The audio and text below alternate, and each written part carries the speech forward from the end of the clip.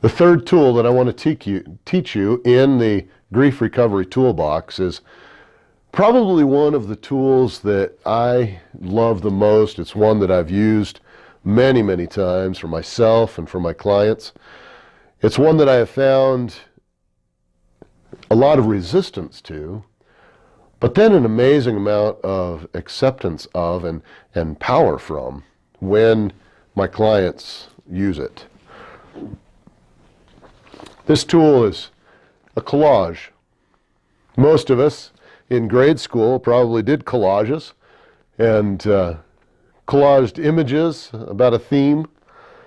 And that's exactly what we're going to do with this idea. So I recently had a client and we were talking about the loss that they had experienced, and I gave them an assignment to go home and to actually collage the loss, to think about the loss and to begin to feel the loss, and then to grab some magazine. I love the type of magazines you get at the checkout stand because they're loaded with images, and most of them in the first, say, 15 pages. Now this isn't quite as loaded with as many images, but you know, you get a Red Book, a Women's Day, Vanity Fair, any of those that you're going to see at the checkout. The first 15 to 20 pages are just loaded with images. Now, just like we did with the heart writing and the heart drawing, you're going to find the feeling.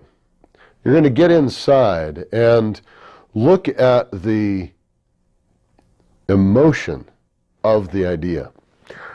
And then you take your magazine and feel the picture. Now, what do I mean? Now, I'm going to open this up, and I have in my mind a loss. And I immediately find a picture, and if my eyes are drawn to it and I pause at all, I'm just going to go ahead and tear that picture out and capture it because I felt something. And then I set it over here.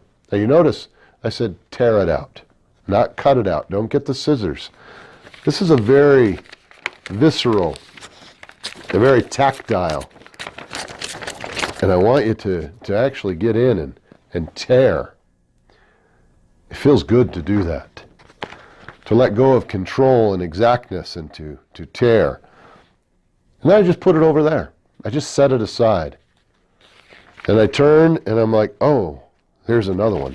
In fact, here's a picture right here that just really kind of spoke to me. And so I'm going to go ahead and just tear that out. And whatever it is that I'm thinking about and feeling right now, something about this image spoke to that. And I take it, and I don't contemplate it, I don't worry about it, I just collect it. And I put that with the other image. And then I go back to my magazine and I feel again. Now I'm not looking for a specific image, I'm looking for an image that connects to my feeling. And I turn the page and you know. You just know when you turn the page and you see an image and it jumps out, you're like, I need that. In fact, this image right here is absolutely perfect for a recent loss that I went through, and something that I would be collaging. And so I tear that out and I just set it to the side. Once you get all of your images and you kind of know, you get to that spot just like with the heart writing, and you just kind of like, I have what I need. Then you're going to take your image and you just take some glue, and you know, I've got a piece of cardstock here, and I would take a glue stick and I would put some glue on the back of my image and just put it right on the cardstock wherever I felt like it needed to go. Again, where do you feel like it needs to go? Maybe there's one of the images that is the centerpiece and it needs to be right in the middle. Maybe it feels better up in a corner. It's up to you. But as you bring the image together and you put it all on the paper and you put all of them together, a collage comes together about the loss itself. All of a sudden, it's moved from in here to out here. It's now out on a paper, just like with the heart drawing. Once we've moved it out, we can do something with it. Maybe as you get it out in front of you and you're looking at that collage, you find that there's something missing, or that there's something that wasn't quite right. And now you can go back in and you can find the right picture. Or you take something out because it doesn't fit. And you get the experience of recreating the image. You recreate your experience with the loss. And you can do this over and over. And every time you do, you go layer down. Every time you collage a feeling or a loss or a bargaining, you get deeper and deeper into it. Collaging is a lot of fun.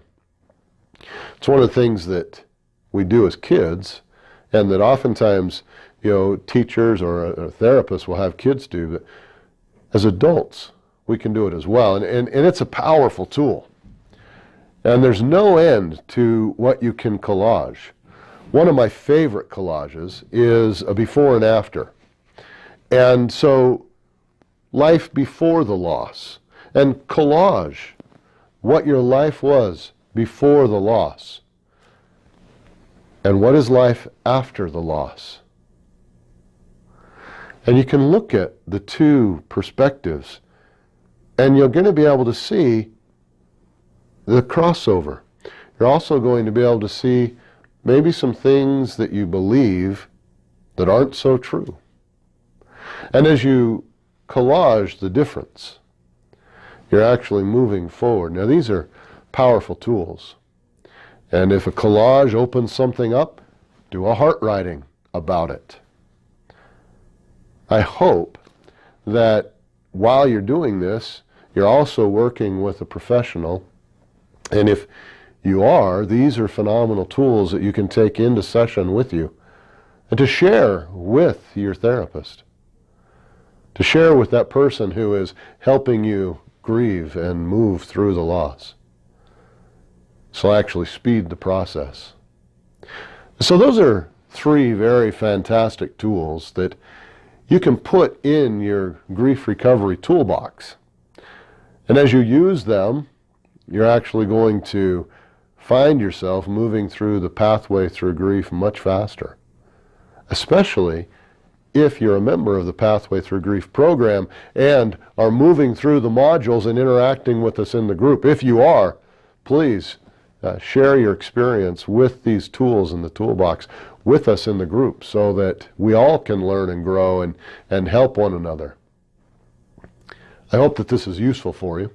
I hope that you find some excitement. And, let me give you one more. There's one that you can use, and this is a fun one. Go to the store and buy a little tub of Play-Doh. They're cheap, and you can even make it if you want, but Play-Doh is so soft, and the thing that's great about it is it's a tactile. And whatever you're feeling, you can just mash it into that Play-Doh, and the Play-Doh doesn't care. The Play-Doh is resilient, and you can just keep moving and just move all of the energy of that feeling into the Play-Doh. You can create shapes with the Play-Doh, and then you can recreate it. Play-Doh is another very powerful tool that you can put in your toolbox to help you move through the emotional abyss and become a loss manager. Tell us about your experience in the groups and share with us what's going on. And as you move through your pathway through grief and become a loss manager, I wish you the greatest of happiness. I wish you the greatest of success, and I look forward to seeing you in the Pathway Through Grief program where we can interact and help each other and share as we grow and learn and move forward in our life with loss. Take care and be joyful and find joy and happiness in all that you do.